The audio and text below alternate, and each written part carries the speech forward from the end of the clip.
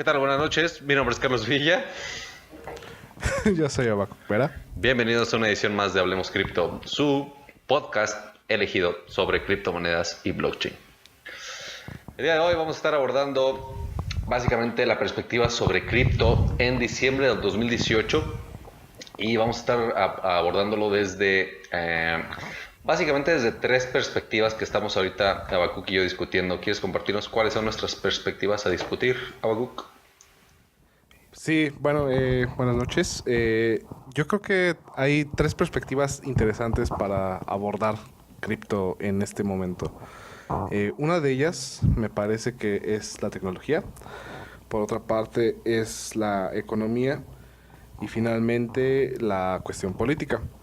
Entonces, nos gustaría abordar en este podcast cómo es desde cada una de estas perspectivas el entorno actual y cómo es que pues hemos llegado a este momento. Va a ser, ahora sí que tenemos bastante que hablar y poco tiempo. Entonces vamos a empezar, si quieres, con la tecnología. Vamos a tratar de explicar de una manera un poquito simple, básicamente, qué es la tecnología que está trayendo o proponiendo, en este caso, las criptomonedas y el blockchain, inicialmente básicamente Bitcoin, qué es el problema que ha resuelto y cómo ha evolucionado desde, en este caso, el 2009, fue originalmente cuando se publicó, hasta la fecha, ¿no? Entonces, no sé cómo quieras abordarlo, pues si quieres empezamos con el white paper.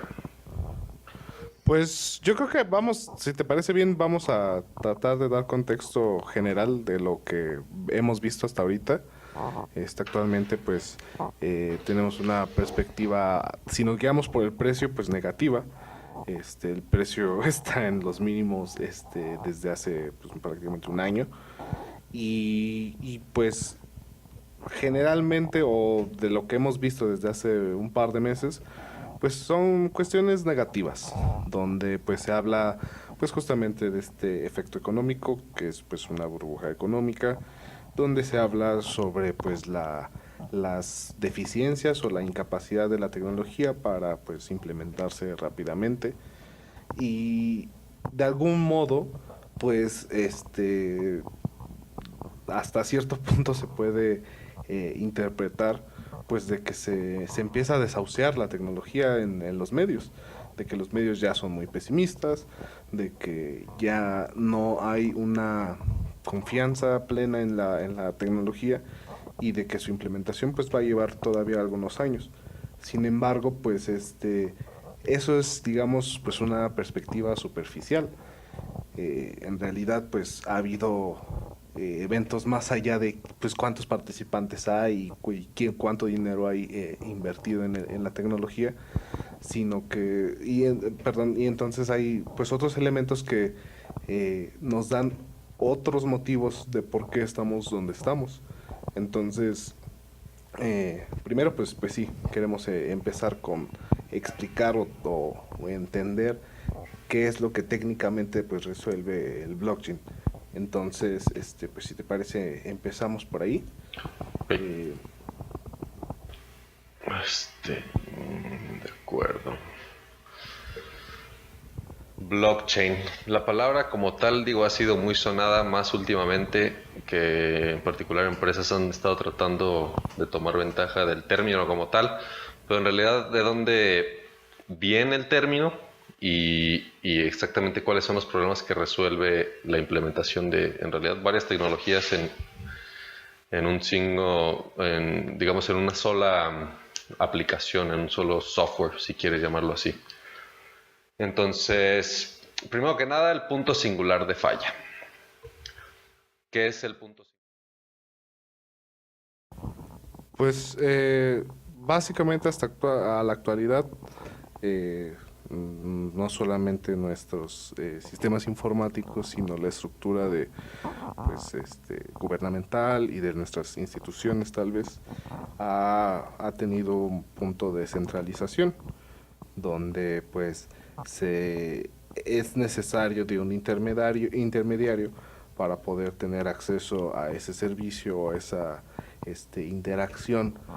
Y En realidad, y esto para aportar la confianza, ¿no? También podríamos llamarlo así, el intermediario en cualquiera de estas, sea institución, sea alguna empresa o algo que maneje un intermediario, eh, es la confianza que el intermediario se implementa o cómo se puede tomar ventaja del intermediario para, digamos, aprovechar esa confianza y como parte del servicio incluye obviamente puntos de seguridad, etcétera, cosa que sin un intermediario no era posible, ¿no? pues sí, en términos prácticos podemos imaginar, pues, no sé, los notarios o los bancos Ujú, o los gobiernos que, pues, no sé, te certifican que ocurrió un contrato o certifican que ocurrió una transacción ujú.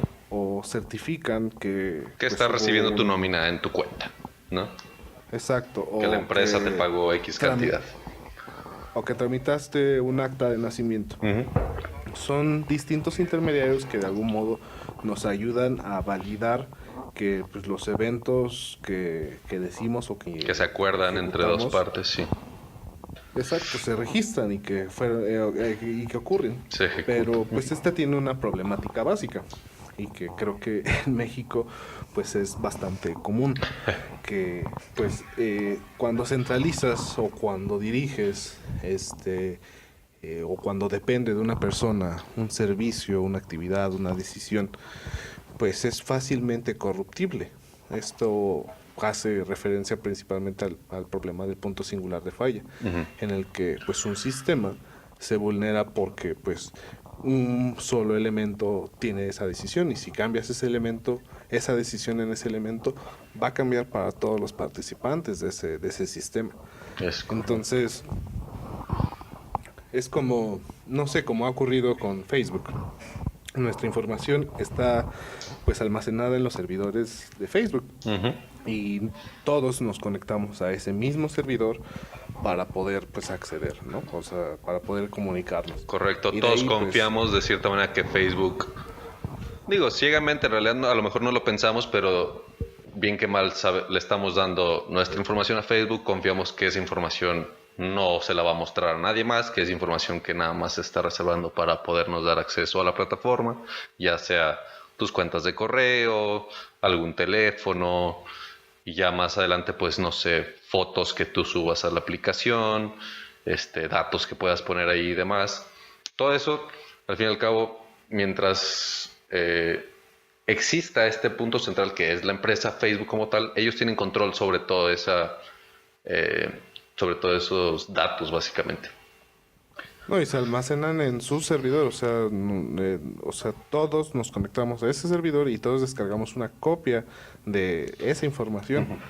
Y la situación es de que, pues, yo creo que, pues, ya se nos ha hecho común y empieza a ser, pues, cada vez más, frecuente, pues, de que hay brechas de seguridad en estas empresas, Claro, y lo en hemos las que, visto una y otra vez y parece que es cuento de nunca acabar en realidad, ¿no? exacto, y la gente, o sea, olvidémonos, o bueno, dejemos a un lado los expertos y vamos a la gente de a pie, la gente común y corriente que, pues, da su información sin saber en realidad a dónde va y qué está pasando. Ujú. Para estas personas, pues es por qué ocurre una y otra vez estos hackeos, o sea, por qué es posible de nuevo si se supone que se van haciendo cada vez más robustos, pues que sigan ocurriendo. Y Claro. pues básicamente, pues la problemática es de que pues está la información concentrada en un solo punto. Es un punto singular de falla. En ese punto va a fallar. Si lo vulneras, va a fallar y va a fallar para todos. Más de esa manera, porque lo puedes poner, por ejemplo, lo hemos visto también en las noticias este año, creo que fue el hackeo a, no sé si algo tenía que ver con Visa, que millones y millones de información de cuentavientes se liberaron o fueron hackeadas. Pero no solo es un punto central de falla, sino básicamente estás poniendo un, pues como si fuera un botín, ¿sabes? Los hackers están viendo que hay tanta concentración de tanta información que obviamente de cierta manera puede ser valiosa si lo transformas a cuánto puede valer esa información. de todas esas cuentas, pues es un botín que básicamente está esperando que alguien vaya por él y busque cómo sacarlo, porque ahí está y la gente sabe que ahí está.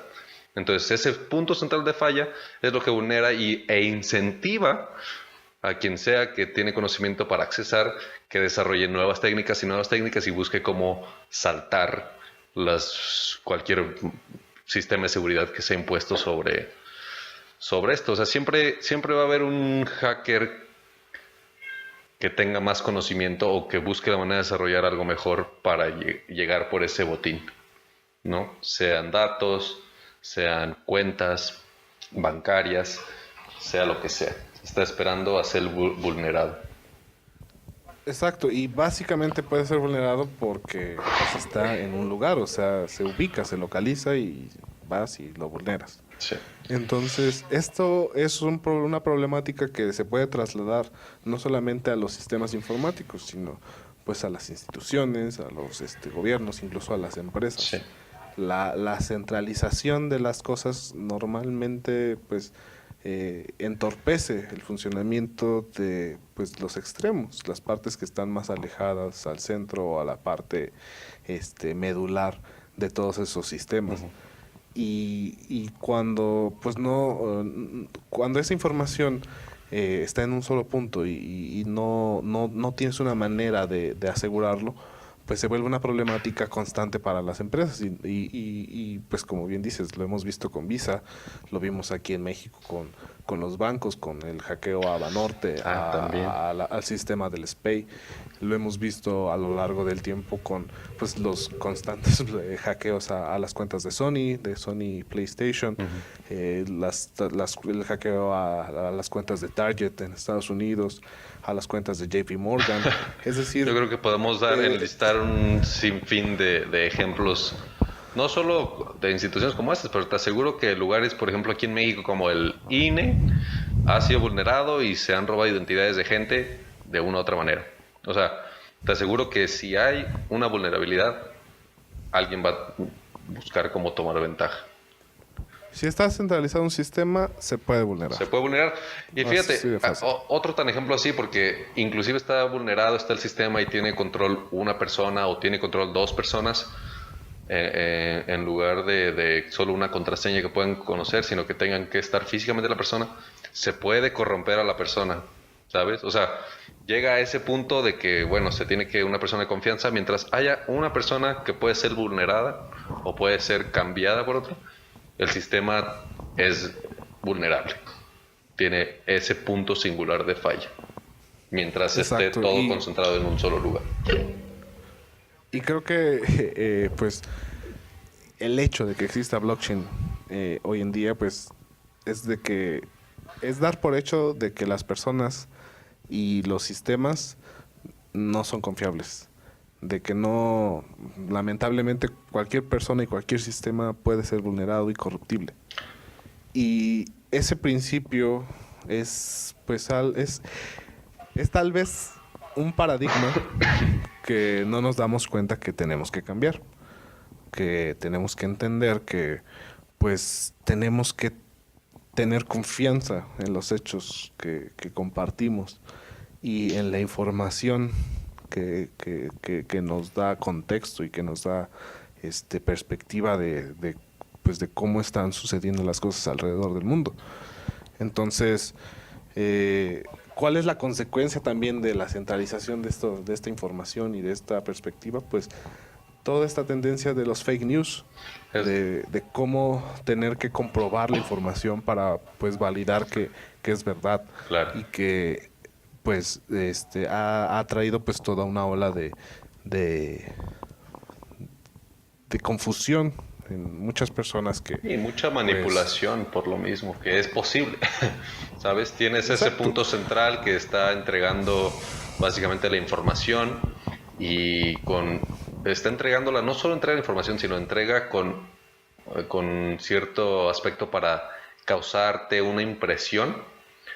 No es información pura como tal, sino es manipulada para hacerte sentir de cierta manera. Se ha convertido muy político todo eso.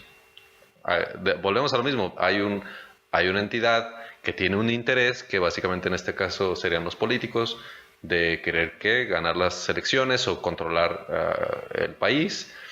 ¿Y cuál es la manera más fácil? Pues básicamente manipular a la gente mostrándole lo que ellos quieren que la gente vea o que lo interpreten al modo de que ellos, ¿no? Entonces, es otro ejemplo también de un poder central que tiene control, en este caso, sobre qué información nos puede mostrar como noticias.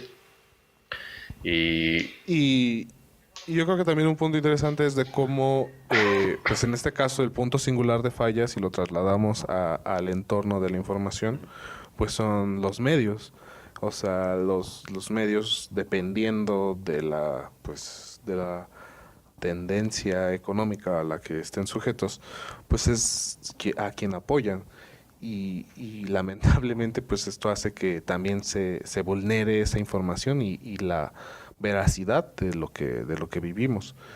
Entonces, en estas semanas se está haciendo una audiencia con el CEO de Google, y donde pues ves pues todavía ese punto de incredulidad de cómo es que tú estás concentrando en mi información y cómo es posible que tú sepas tanto sobre nosotros.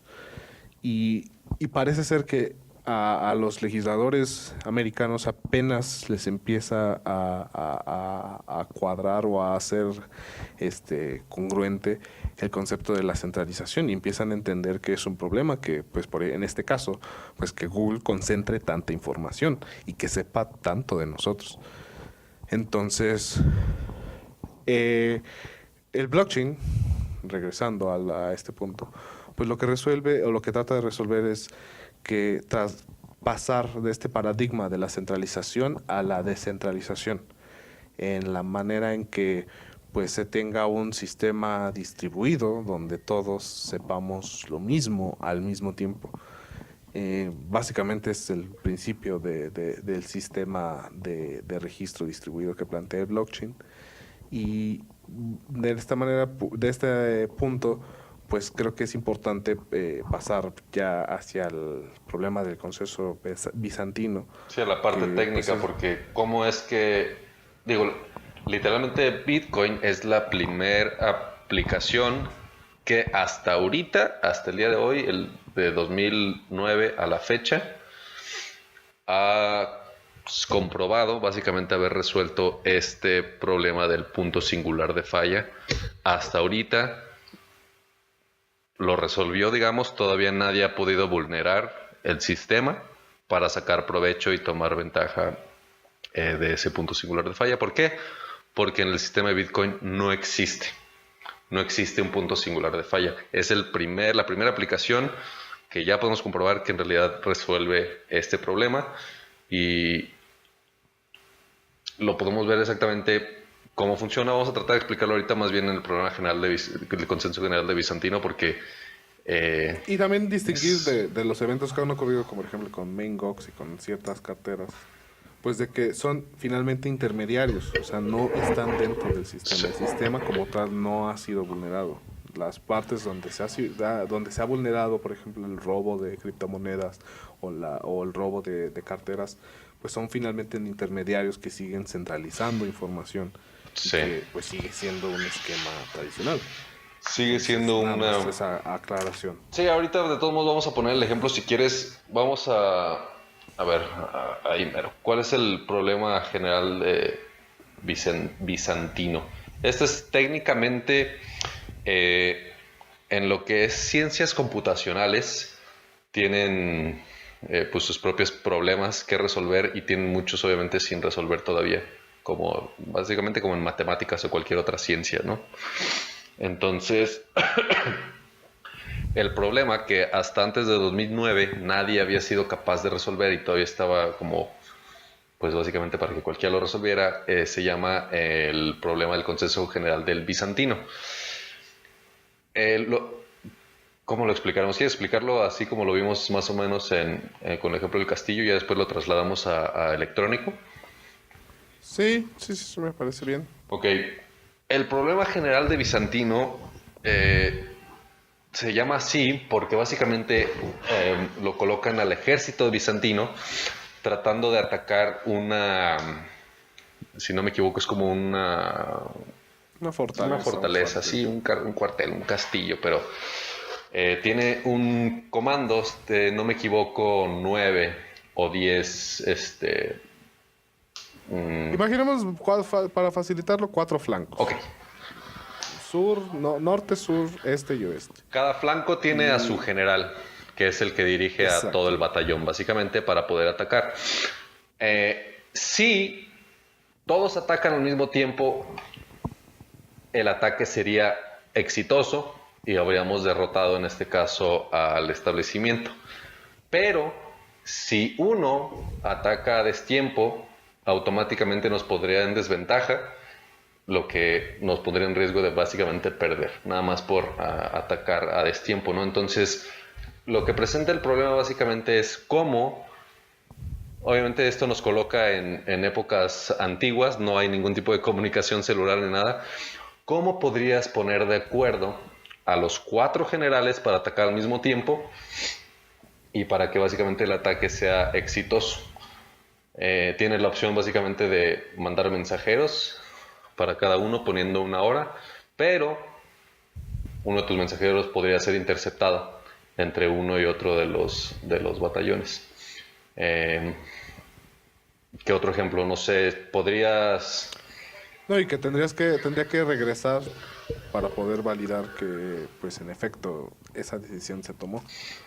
Es decir, en el Inter hay muchas posibilidades en la que ese mensajero o ese punto de validación sea vulnerado.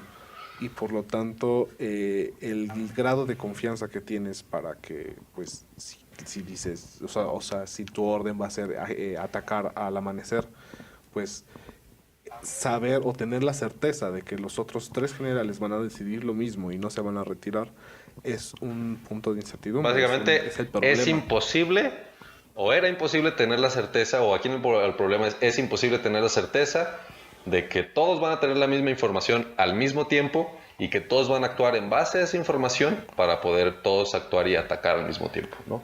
Es difícil porque inclusive Exacto. te menciona que aunque todos tengan el mensaje y todos te digan que sí, ¿cómo vas tú a saber que uno de los generales no se corrompió y se unió al enemigo y solo te está diciendo que sí para que tú O que ataques? fue emboscado previamente y en el Inter que tú estás atacando, ellos ya fueron atacados. Es decir, No no se hay puede. un libre flujo de información. Es correcto, no se puede verificar, no se puede, y este es el problema que pues básicamente no se había podido resolver. ¿Cómo lo puedes trasladar a una computadora? Básicamente, ¿cómo me darías un ejemplo en la computación? Yo, tan sencillo como, oh, a ver, si quieres explícalo. Pues es de algún modo si trasladáramos como los batallones a que fueran las computadoras y el general pues fuera el sistema de Bitcoin, el sistema que está usando esos batallones para poder, digamos, de algún modo hacer un consenso entre todas las computadoras y poder atacar, en este caso procesar transacciones al mismo tiempo o resolver un algoritmo. Entonces, imaginemos que cada batallón con su general es una computadora con su software funcionando conectado en una red. Y de esta manera, a diferencia de un sistema centralizado, no se concentra una base de datos en un mismo servidor, sino que se tiene una copia de las transacciones, en este caso de Bitcoin, que se distribuyen entre todos los participantes. Y cada 10 minutos se actualiza esta base de datos. Entonces, prácticamente para poder ser hackeado, para poder ser vulnerado, tendría que hackearse a más del 50% de los participantes en menos de 10 minutos, porque en 10 minutos cambia por completo el algoritmo y se está resolviendo otro algoritmo y se cierran las transacciones. Y si alguien, o sea, si en este caso, por ejemplo, imaginemos que un general decide retirarse, lo que hace la red de Bitcoin es decir, ok, el resto está diciendo que no se va a retirar, están aceptando que así es. Tú eres el único que se está retirando y no estás formando parte del consenso. Por lo tanto, tu copia de la información no es válida y no vas a formar parte del siguiente bloque. Es correcto. Entonces, básicamente, lo que propone blockchain es que todos tengamos una copia, o bueno, al usar su sistema, tengamos una copia de la misma información al mismo tiempo y que cada 10 minutos se esté actualizando para poder tener un sistema que garantice la privacidad y seguridad cibernética de los participantes. Es correcto. Entonces, tenemos dos beneficios o dos problemas que se resuelven, que es cómo distribuyes la información entre todos los participantes y cómo lo haces de una manera segura. El blockchain o el Bitcoin utiliza un algoritmo que se llama SHA-256, que utiliza hashes que la información real la encripta y la transmite a la red, y solamente el hash o la llave que se genera pues puedes descifrar la información de los participantes que interactúen. Entonces, si yo te comparto mi dirección o mi hash de Bitcoin, tú, Alan, puedes hacerme una transacción. Puedo procesarlas. Que va a ser validada por todos esos generales y todos esos batallones conectados a la red Bitcoin. Correcto. A ver, si quieres, vamos ahora a traducirlo un poquito más simple. Literal, tenemos, no sé, una computadora y yo estoy enviándote una transacción a ti de Bitcoin, te estoy enviando un Bitcoin, por poner un ejemplo. El sistema, en este caso, tenemos, no sé, 10 computadoras que están trabajando el sistema de Bitcoin. En este caso se le llama minando Bitcoin. Y yo te envío la transacción. Estas 10 computadoras que están básicamente soportando el sistema de Bitcoin, todas tienen que estar en consenso de que yo, Alan, le estoy enviando una transacción a Habacuc por un Bitcoin. Y todas están verificando la misma información. Una vez que todas están de acuerdo en que toda la información es correcta, si una de las transacciones dice, ¿sabes qué? No, yo tengo que le está enviando 2, pero todos los demás dicen que se está enviando una, entonces esa es la incorrecta porque no forma parte del consenso, no comparte la misma información que todos, y lo que se graba es que yo le estoy enviando nada más una. Todos graban la información, la validan, dicen que está bien, y el momento en que ellos dicen que está bien, todas estas computadoras, en ese momento a Habacuc le está llegando la transacción de Bitcoin. Ahí básicamente se elimina el punto central de falla, porque no hay una sola computadora que esté verificando, no hay un solo banco, no hay un solo Visa que tenga que decir sí, estás enviando esta cantidad, sino que es un consenso entre todos los participantes de la red. Te digo, en este caso se llaman minadores o mineros de Bitcoin, que son máquinas que se utilizan, son computadoras nada más, más avanzadas específicamente para minar, y eso es lo que hacen, las conectan y tú estás participando en el sistema de Bitcoin. ¿Cuál es el incentivo? Ahí es donde entra la genialidad del diseño de este sistema de Bitcoin que implementó Satoshi Nakamoto. Es que para que la gente participe y soporte la red y forme parte del consenso, él diseñó en el sistema un método de distribución de más monedas de Bitcoin por medio del minado. ¿Cómo funciona? Una vez que yo le mandé y de forma al azar, básicamente, en el algoritmo SHA-256, yo pongo mi transacción con mi hash y todas las computadoras empiezan a tratar de adivinar mi número de hash. Están nada más procesando información, tratando de adivinar el número de hash. La primera computadora que adivine básicamente el número de hash es la que va a procesar la información, y no solo eso, sino que el sistema de Bitcoin le va a recompensar con una nueva cantidad creada de Bitcoins, que así es como fue diseñado el sistema básicamente. Ahorita si quieres entramos más a detalle en el white paper, pero así es como funciona, así es como eliminas una entidad central que tenga el poder y tenga la capacidad de verificar y de validar toda la información. Lo distribuyes, lo haces por medio de criptografía. Porque para esto explicaste muy bien lo del hash y que tienen que checarlo y todo, pero se le llama el blockchain porque el bloque que se crea cada 10 minutos se cierra, pero se conecta con el último hash, creo, al siguiente bloque que se genera en los siguientes 10 minutos.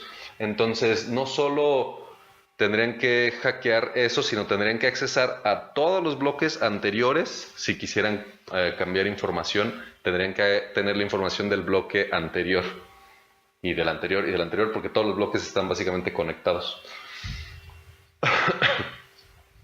Entonces, a grandes rasgos, así es como el sistema fue diseñado. ¿Y cómo resuelve el problema de consenso del general de Bizantino? Básicamente, tienen que verificar, en este caso ya transfiriéndolo a una onda electrónica, es como si todos los generales recibieran un mensaje al momento que es verificado por todos al mismo momento, por todas las firmas de todos y todos están de acuerdo para ejecutar en este caso la acción de atacar, que era el ejemplo, ¿no? Podría ser como las abejas, ¿no? Los enjambres que pues funcionan de manera colectiva o conjunta, que no son individuos manejándose de manera independiente, sino que todos tienen una pues, función. todos están conectados y funcionan en conjunto y pareciera que comparten la misma información sobre su entorno. Sí. Y bueno, básicamente este es el problema técnico. ¿Cómo es que que se resuelve este problema? Tenemos a los cyberpunks. Hay un documental en Netflix que pueden consultar, se llama Banking on Bitcoin. Muy interesante, vale mucho la pena, viene mucho de la historia y viene explicado muy muy bien sobre los orígenes y cómo es que se crea básicamente esta nueva tecnología. Y ahí es donde incluye a los cyberpunks. Exacto, donde propone pues que estos participantes de las ciencias computacionales y de los medios, pues son aquellas personas que utilizaron o que defendieron la necesidad de tener sistemas seguros, privados y que pues justamente no estuvieran centralizados. Sí, son gente Eh, completamente como consciente y que tienen conocimiento de la historia, de los problemas, como los mayores problemas de la humanidad básicamente puedes trasladarlos a que hay un poder concentrado en una autoridad que tome las decisiones, ¿no? Puedes irte hasta guerra si tú quieres. Entonces, es gente en realidad que tiene sus ideales como, pues sí, de que el individuo tenga la libertad de hacer, de crecer, de desarrollarse, sin que básicamente exista un sistema que te esté limitando y que te esté, pues sí, te mantenga sometido a comportarte o a actuar de cierta manera en lugar de tener simplemente la libertad de hacer y deshacer y de crear valor y de desarrollar tecnologías o de hacer lo que quiera. Es gente por lo general muy muy inteligente. Eh, Estábamos viendo que la historia, los cyberpunks se originaron en los 90s, pues básicamente es cuando empezó a desarrollarse más la cuestión de la computación, si no me equivoco, y pues la gente empezó a tratar de desarrollar estos sistemas para, pues sí, para mejorar básicamente, si lo quieres poner a grandes rasgos, mejorar la calidad de vida y simplificar a lo mejor procesos que por la forma en que están diseñados actualmente, pues son tan vulnerables, ¿no? Y yo creo que fueron visionarios, como muchos grandes inventores o grandes genios se adelantaron a su tiempo y creo que prematuramente entendieron la necesidad de pues de que esta información o la información que se registra sobre los eventos públicos pues fuese abierta, que no estuviera, que no dependiéramos de alguien para que pues nos enteráramos o supiéramos qué es lo que ocurre. Entonces, ellos utilizaron o diseñaron estas tecnologías para dar libertad a los usuarios o a las Al personas individuo. de usar pues la tecnología para usar esa libertad. Sin embargo, aún hoy en día me parece que todavía es difícil de entender ese paradigma de la centralización y que en gran medida pues a cuentagotas empezamos a tener personas que se dan cuenta, pues con eventos como pues, el hackeo a las empresas, como la crisis del 2008, donde pues la dependencia de esos bancos o la centralización de esos recursos y de esos procesos de crédito, pues estimuló la corrupción de estos bancos y a dar crédito cuando pues no era No, eso el los tenedores no eran capaces de pagarlo. fraude completamente Y legal, que es lo peor. exactamente. Entonces, la situación de la centralización ha traído muchos problemas en el sistema financiero, en los sistemas de información pues lamentablemente en la sociedad donde pues nos hemos acostumbrado a que si encontramos quién es el que manda y corrompemos ese punto de decisión, ese punto singular de falla, Ujú. pues es posible manipular el sistema a nuestra conveniencia Pues sí. o manipular a las personas de acuerdo a nuestras decisiones. Y creo que pues la dirección en la que estamos tomando globalmente pues nos va a hacer requerir que confiemos más en las personas, de que la identidad y los hechos y lo que ocurre sea validado y de algún modo tengamos la confianza de que lo que vemos en nuestros teléfonos, la información que nos llega a nosotros, las personas con las que tenemos contacto, tener la certeza de que la información que nos comparten es válida y es certera. Creo que se va a empezar a generar valor en torno a la confianza y vamos a empezar a ver pues las siguientes décadas pues el nacimiento de tanto pues el internet de la confianza que representa el blockchain, Ujú. el internet de confiar en lo que ocurre y vamos a ver pues cómo la confianza, el tener confianza y certeza de la información que llega a nosotros y de los productos que llegan a nosotros va a empezar a aumentar el valor de las cosas. Lo que nos dé certeza de que, pues, por ejemplo, es orgánico y de que no tiene infecciones, como está haciendo Walmart con las Y que todo fue verificado. espinacas, y que todo fue verificado desde que salió de los Sí, huertos, sí. este, hasta como ahora están planteando que las medicinas de los que usan opioides para el pain relief, el aliviar el dolor de enfermedades Sí. crónicas, pues es sujeto a piratería y es lo que ha causado toda esta ola de muertes en las últimas décadas por el uso de opioides que han sido falsificados y Alterados. que han sido alterados. Entonces, el blockchain podría garantizar que pues el medicamento que se está consumiendo es confiable y es verídico.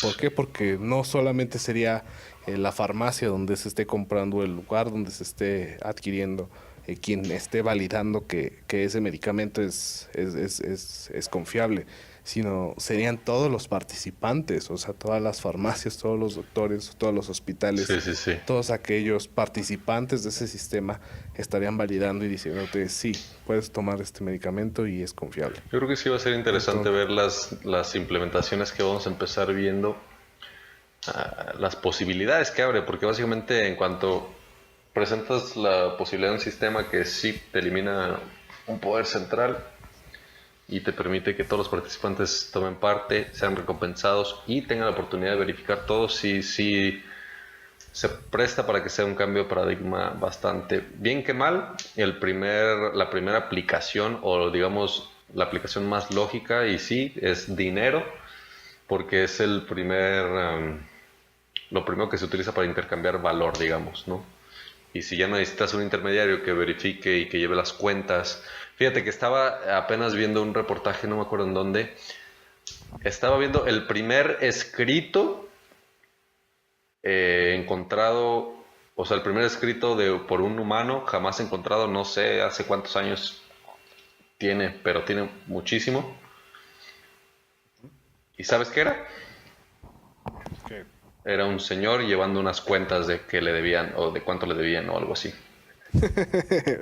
Pues O sí. sea, lo primero que la gente empezó a escribir era, pues sí, intercambios y de que sí, le di esto y así me debe casi casi, como una base de datos, empezar a grabar las transacciones.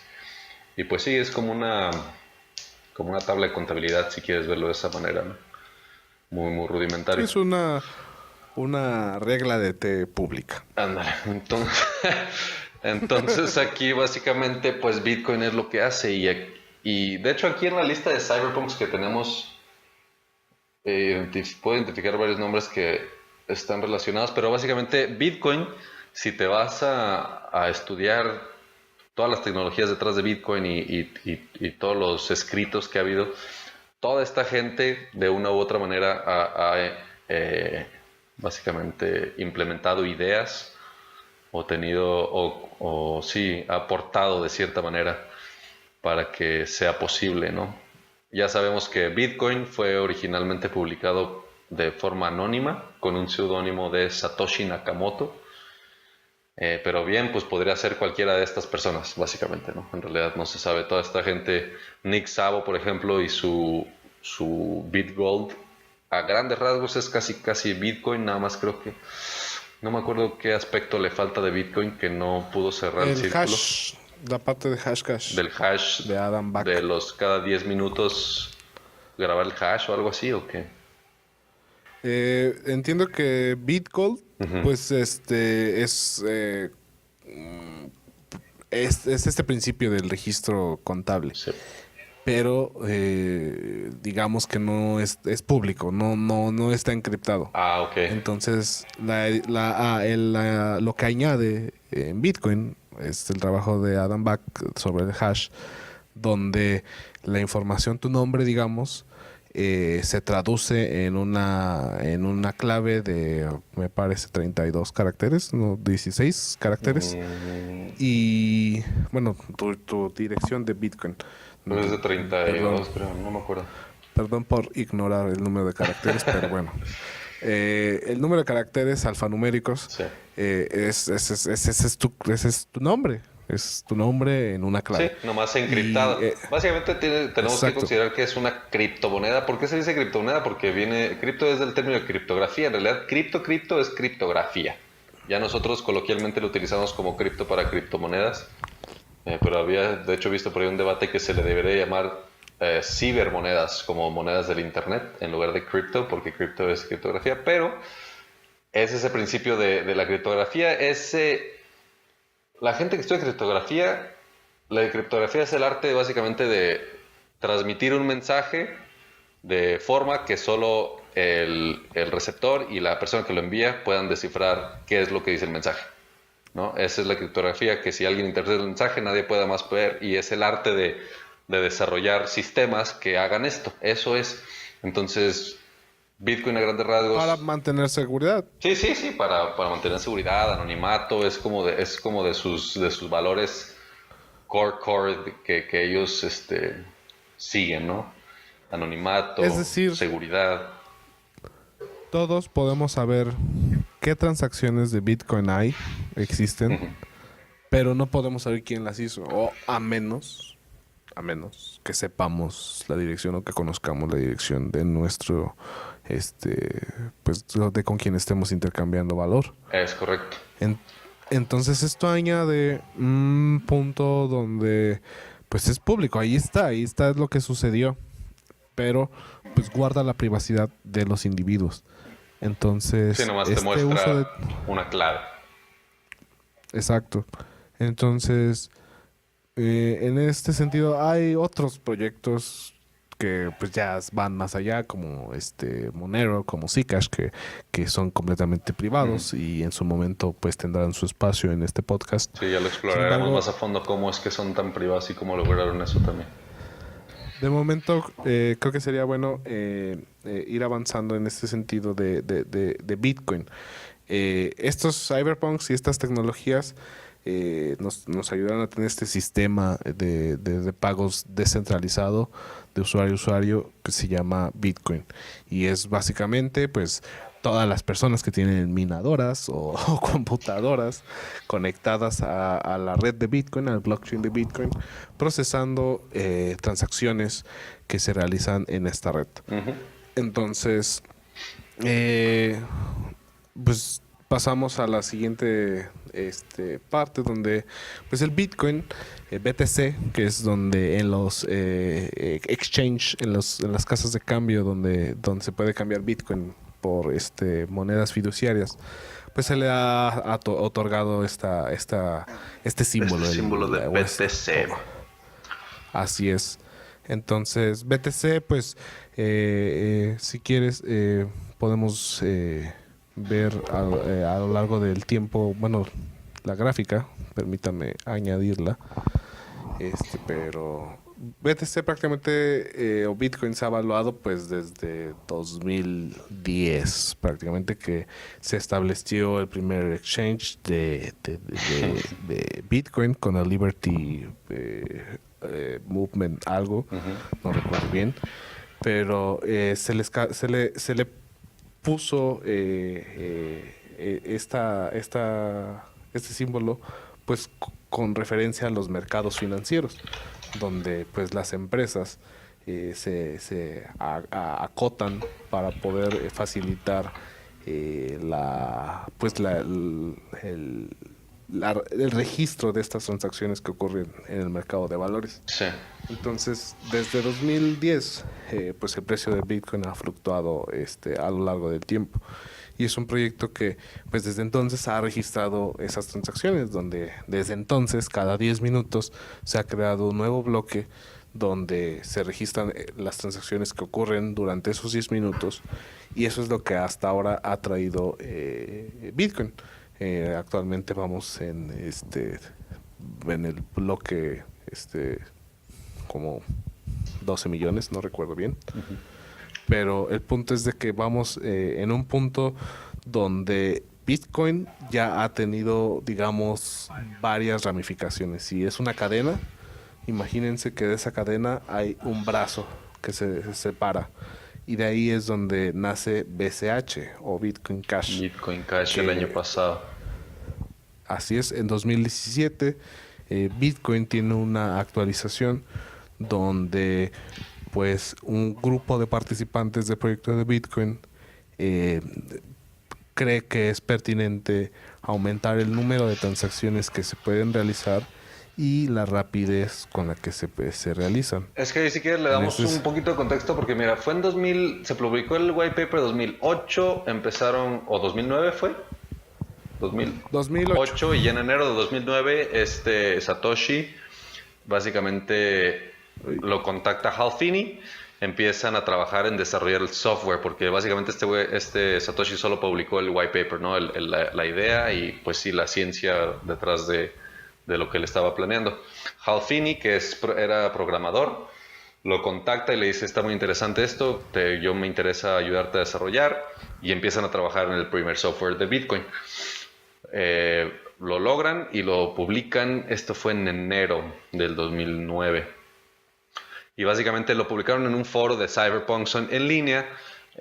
Obviamente cualquiera que estuviera en el foro y que hubiera leído la publicación, pues podía contactarlo y podían pues empezar a formar parte de, ¿no? De hecho, el primer tweet de Bitcoin es de Hal Finney y es en enero del 2009 y dice Running Bitcoin. Es el primer tweet relacionado con Bitcoin en la historia.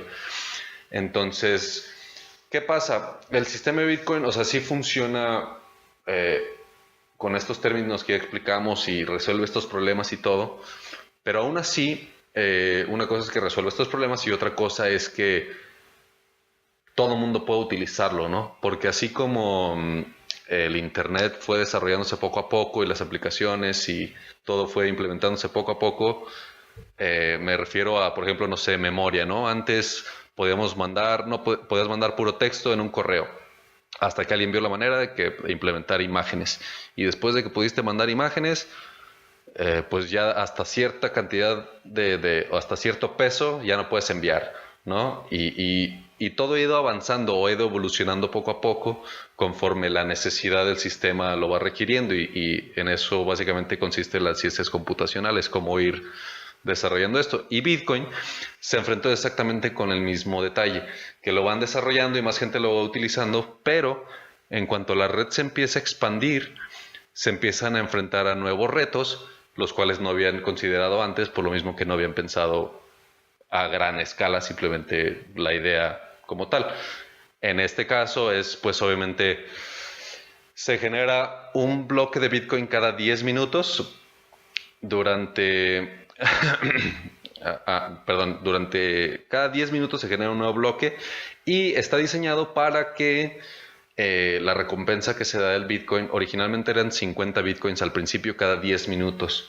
Quien sea que resuelva el bloque y procese la transacción, se le recompensaban 50 Bitcoins al inicio, ¿no?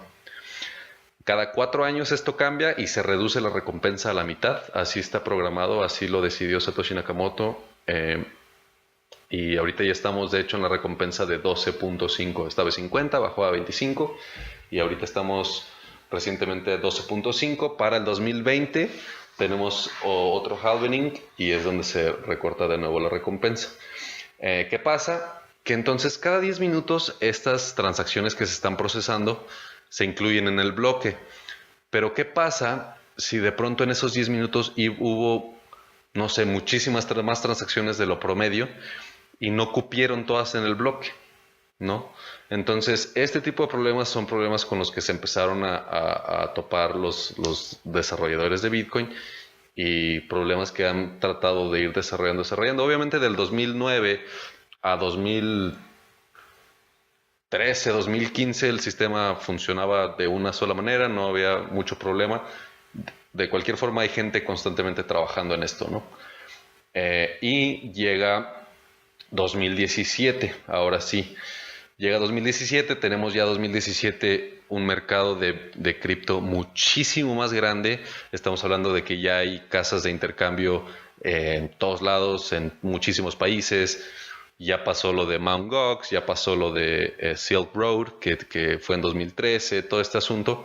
Entonces ya el sistema requiere cambios un poquito más drásticos para aguantar todas las transacciones y aguantar todo el volumen de transacciones. No solo eso, sino para poder expandirlo y darle uso más grande, porque bien que mal, cada bloque se procesa cada 10 minutos, pero Bitcoin creo que te pide mínimo, bueno, eran 6 confirmaciones lo que te pedía originalmente, de 10 minutos, entonces te tomaba 1 hora de confirmarse una transacción de Bitcoin. Que obviamente pues es muy bueno, ¿no? Lo ves de aquí a Japón, una transacción en 1 hora, pues no tienes ningún problema, pero ya que estás hablando de querer implementarlo a uso cotidiano, a pago de servicios, a pago de goods, de productos, entonces ya es donde se ven con este reto de hacer cambios a Bitcoin. Y pues tenemos que es una comunidad ya muy grande. La gente, digamos, más importante en Bitcoin son, uno, los desarrolladores, que es la gente que está trabajando pues sí, para implementar el software y hacerlo crecer y que funcione bien. Están los mineros, que es toda la gente que tiene equipo soportando la red de Bitcoin. Y tenemos los usuarios, básicamente, que es toda la gente que compra Bitcoin o vende o hace su cartera, etcétera, etcétera, ¿no? Entonces, hubo de hecho, una junta en Nueva York en 2017, con la gente, digamos, más representativa de Bitcoin y los que más influencia tienen y todo, tuvieron una junta para ver la manera de resolver los problemas que estaban recientemente enfrentándose Bitcoin, las transacciones y todo eso. Y ahí es precisamente donde se dividen 2 campos, que es la gente que todo el mundo conoce como Bitcoin Core, y es esta gente de Bitmain y los mineros de China, que básicamente fue la gente que se separó e hizo Bitcoin Cash. ¿Qué es la genialidad de Bitcoin? Es un sistema descentralizado, nadie tiene poder, ¿no? Ya lo explicamos al principio, no hay una entidad central de poder. Entonces, ¿qué pasa cuando no se ponen de acuerdo toda la gente que está parte del sistema? Y unos quieren hacer una cosa y otros quieren hacer otra, y no hay alguien que diga, se va a hacer esto. Pues lo vimos el año pasado exactamente, y hubo una bifurcación, que era lo que tú ya estabas explicando, de Bitcoin Cash. Esta gente dijo, no, yo sabes qué, yo voy a implementar estos cambios en el código de Bitcoin. Para esto Bitcoin, tengo que aclarar, es un software de código abierto. Es decir, cualquier programador, cualquier gente que sepa de computación y todo, puede meterse al GitHub de Bitcoin, puede meterse a los foros y pueden participar de manera activa para apoyar el desarrollo del software. Es abierto y pueden hacer cambios, todo mundo, o sea, es algo abierto. ¿Cuál es aquí el detalle? Que pues para que tu cambio se implemente, pues la mayoría, por lo menos más del 51% de los participantes del sistema tienen que decir que tu cambio está bien y cambiarlo ellos también en su implementación de software. Entonces, digo, a lo mejor se escucha un poquito más complicado, pero esta es las situaciones que se presentan cuando tenemos un sistema nuevo que es descentralizado. Y pues entonces, creo que fue en septiembre 2017, da el nacimiento a Bitcoin Cash. Así es, y la diferencia que presenta este proyecto pues es básicamente el número de transacciones que se pueden realizar y la rapidez con la que se realizan. Sí, Bitcoin Cash, Entonces, el debate estaba, si quieres luego dedicamos también un episodio específicamente a cuál fue la discusión, pero a grandes rasgos, Bitcoin Cash o los mineros lo que querían hacer era aumentar el tamaño del bloque, que ya estaba limitado a 1 mega, aumentarlo e irlo aumentando para que cada vez en cada bloque cupieran más transacciones. Ahora, a mi entendimiento, básicamente, pues como minero, eso te conviene más, porque entre más transacciones hay en el bloque, pues tú cobras un poco más por las transacciones. Entonces quieres los bloques más grandes para que haya más transacciones y tú cobres más como minero, ¿sabes?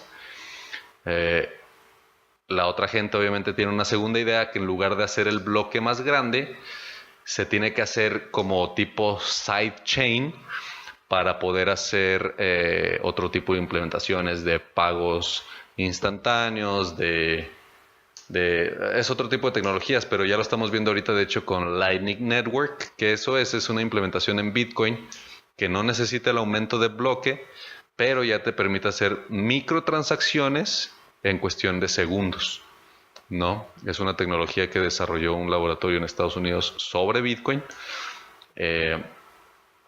y que ya están también probando. Entonces, estas eran las dos discusiones de la gente. No, pues en lugar de hacer los bloques más grandes, nada más hacemos sidechains para que se procesen más transacciones, millones si tú quieres. Y los otros era de, no, hay que hacer el bloque más grande para que quepan un chingo todas las transacciones en la cadena principal de Bitcoin. Y ahí es donde fue la discusión. Al final pasó esto, que la parte de los mineros hicieron el cambio del tamaño de bloque, y la gente que fue como que los líderes del desarrollo de Bitcoin acá en Estados Unidos se llama Blockstream o Bitcoin Core, le llaman a la implementación del software de ellos. Y ellos decidieron seguir trabajando con sidechains y no aumentar el tamaño de bloque. Y fue lo que vimos el año pasado, que se bifurcó la cadena. En este caso, en cuanto hay una cantidad de mineros que tienen bloques más grandes confirmando y hay otra cantidad de mineros que siguen confirmando los mismos bloques de 1 mega, entonces ya hay una discrepancia y ya no coincide la data. ¿Qué pasó? Que se rompió en dos la cadena y se hizo una cadena de bloques más grandes y la otra cadena siguió normal. Pudimos ver, obviamente trataron básicamente de tomar el nombre. Fue toda una situación de medio, si quieres verlo como una guerra, porque ahí ya veo... pues Sí. yo creo que resumiendo, o sea, tal vez ya dedicaremos episodios específicos para dar detalles de cómo es que funcionan cada uno de los proyectos. Pero a grandes rasgos, lo que ocurrió y lo que creo que es relevante es que de BTC, del proyecto de Bitcoin, en 2017 se separa en Bitcoin Cash. Y recientemente, en noviembre, pues viene esta bifurcación entre el proyecto de ABC y SV. ABC, como comentabas, está apoyado por Bitmain, que es este fabricante de equipos de procesamiento específico o minadoras. Y por otra parte, Satoshi Vision, SV, que pues son aquellos desarrolladores que compartían la visión original de Satoshi. Presumen mantener. De hecho, Bitcoin SV tiene un personaje ahí líder que se llama Craig Wright, que él dijo ser Satoshi Nakamoto. No me acuerdo en qué año salió y dijo que él era. Uno de los programadores de Bitcoin confirmó que sí era él porque le había enseñado la firma y no sé qué. Pero ha sido básicamente todo un show. Ha sido más que nada una pelea de egos. ¿Por qué? Porque vemos un sistema descentralizado sin autoridad y ha habido gente que son promotores, ha habido gente que obviamente ha hecho mucho dinero con esto y quieren de cierta manera tomar el centro de atención o el foco, quieren ellos básicamente ser quien determine cómo se van a hacer las cosas. Y pues obviamente la intención de Bitcoin es que se acabe eso, ¿no? Que se desaparezca ese entonces, pero apenas vimos otra vez la bifurcación de estas dos cadenas que creo seguían yendo a la baja, ¿no? Pues mira, yo creo que aquí lo que importa de estas dos cadenas es de que generó pues una batalla. En el momento que se bifurcó el 15 de noviembre, pues vimos una lucha entre los dos bandos, entre ABC y SV, por tratar de dominar la cadena de Bitcoin Cash. Y esto pues generó un comportamiento peculiar. Porque, pues bueno, aquí en esta gráfica podemos ver que el fork de Bitcoin Cash ocurre el 15 de noviembre y el precio empieza a bajar en noviembre 14. Entonces, esto nos habla de que, o sea, viendo noticias y tratando de investigar un poco más, pues puedes ver que Bitmain, que es pues, el fabricante de minadoras, empezó a vender su tenencia. Bueno, acá hay que recordar que Bitmain es uno de los grandes tenedores de Bitcoin en la actualidad, y empezó a vender gran parte de esos Bitcoin para poder aumentar la capacidad de minado y dominar la cadena de ABC, que es en gran medida lo que generó pues este movimiento. ¿Por qué?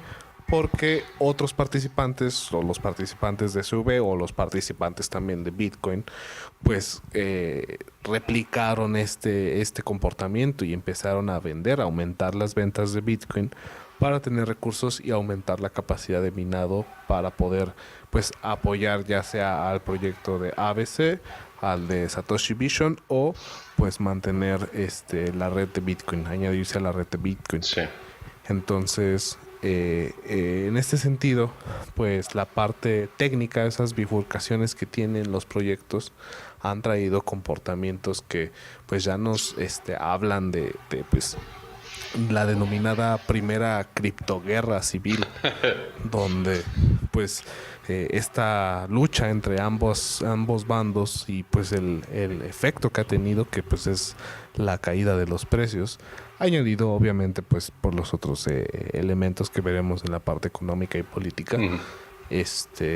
Pero esta guerra pues ha traído este entorno donde pues Bitmain sigue vendiendo Bitcoin y los participantes pues siguen aprovechando que pues todos los participantes del ecosistema pues empiezan a perder confianza, empiezan a decidir salirse, y es fácil hasta cierto punto pues hacer líquido todos los nuevos Bitcoin que van minando, o el nuevo Bitcoin Cash que están minando. Sí. Entonces pues ha añadido a esta parte de la espiral económica.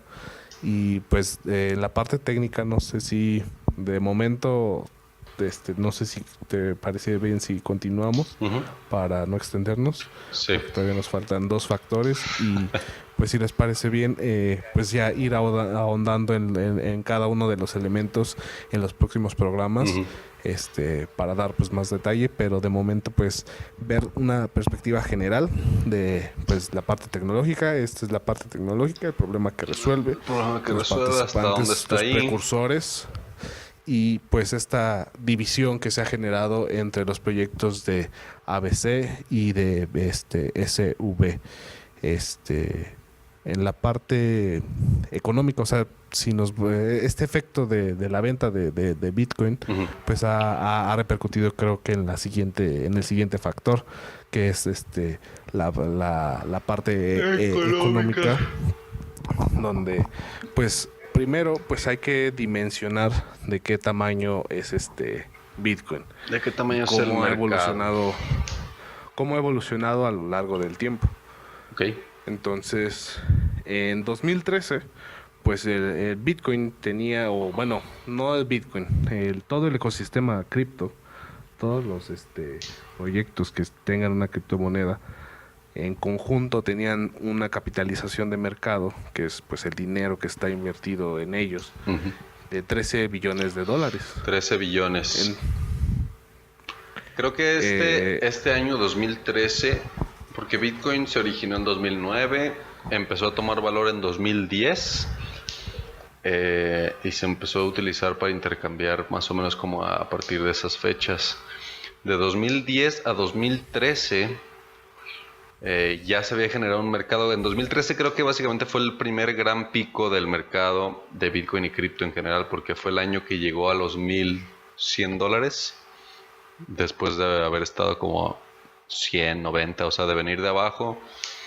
Fue cuando se desarrolló el mercado de Silk Road y como que tuvo este boom de 13 billones. En ese entonces 13 billones pues se consideraba bastante para un mercado que era muy poco conocido, básicamente, ¿no? Y casi todo era en el dark web lo que estaban utilizando, pero si mira, si te vas más acá atrás, el primer pico, ahí está.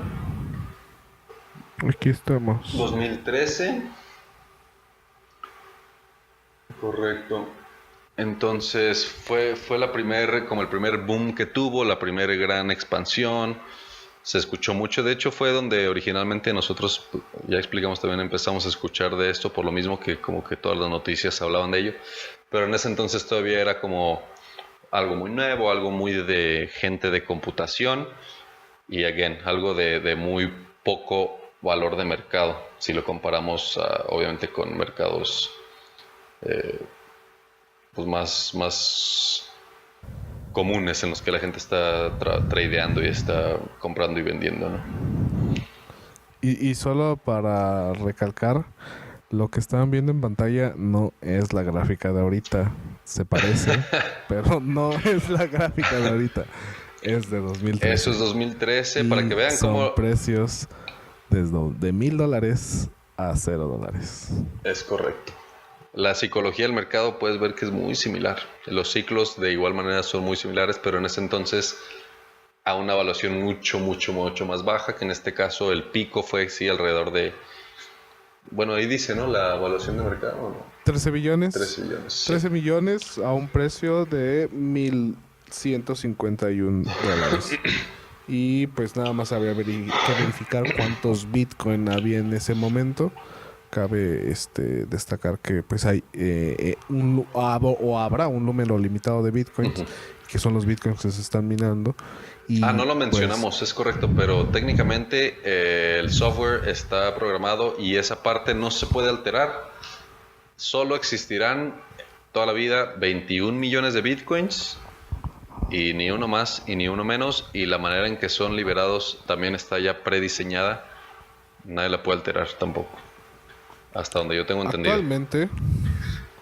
actualmente, si revisamos rápidamente CoinMarketCap, tenemos actualmente 17 millones de Bitcoins.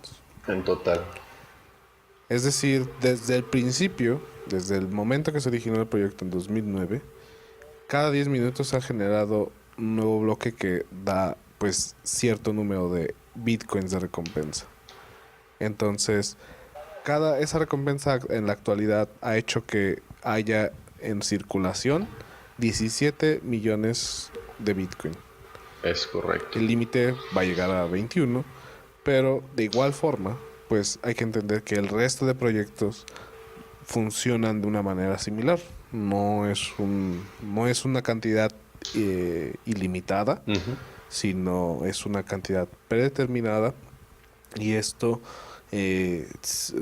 digo, tal vez en el corto plazo es difícil verlo, pero la magia de la macroeconomía que nos permite ver las cosas a largo plazo eh, nos permite ver que se genera escasez.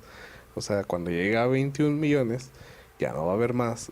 El proyecto, pues digo, tal vez en este momento tenga muchos detractores, pero a pesar de los detractores, no va a dejar de existir y van a haberse minado esos 21 millones de Bitcoin y van a ser escasos. Y pues digo, Sí, es la lo que diferencia es de un escaso, sistema básicamente que sabes exactamente la cantidad que va a existir, cuándo van a existir y dónde están todos esos bitcoins que existen. Podrías comparar, sería básicamente un sistema deflacionario en lugar de inflación. exacto. Entonces, es básicamente el problema del sistema monetario tradicional y de la centralización en los bancos centrales. Que los bancos centrales nos hacen percibir de manera incorrecta la magnitud del dinero y de pues de cuánto existe en realidad, cuánto hay allá afuera. Ujú. Entonces, que se me cerró el enlace, pero hay una bonita infografía en Visual Capitalist Sobre do- donde vamos, sí, me gustaría ver la el magnitud tamaño de que los podríamos ver mercados. el tamaño de los mercados y esto nos da pues bastante contexto de por qué es necesario limitar la cantidad de dinero que está en circulación. Como no puede ser, o bueno, sí puede ser, y ha sido controlada la cantidad de dinero, pero esto ha traído muchos problemas y es lo que pues en gran medida estimuló la crisis de 2008 donde pues para poder resolver esa deuda pues se generó más dinero, se apoyó a las empresas, se apoyó a los Y mercados se para que generaron pudieran, impuestos para que la gente pagara ese dinero. exacto, para que pudieran pues echar a andar otra vez el sistema. Sí. Entonces, la parte económica sí me gustaría que empezáramos a dimensionar pues el tamaño del mercado. Esta infografía muestra el tamaño de distintos mercados. Ujú. La unidad básica que plantea es que cada cuadrito equivale a 100 millones de dólares. 100 billones de Entonces, dólares.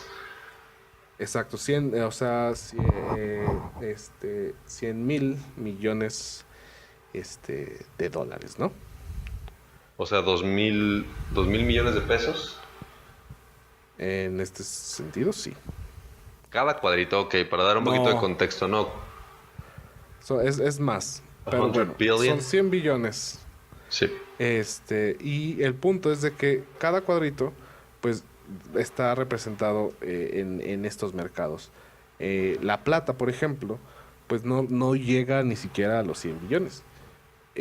Representa pues, una escala muy, muy, muy pequeña, a pesar de pues, toda la plata que está en circulación. Ujú. La plata, al igual que pues, los otros metales, pues es un recurso limitado. Y pues esta escasez pues es lo que hace que haya un mercado que la va evaluando a lo largo del tiempo. Por eso los centenarios y las onzas libertad La joyería.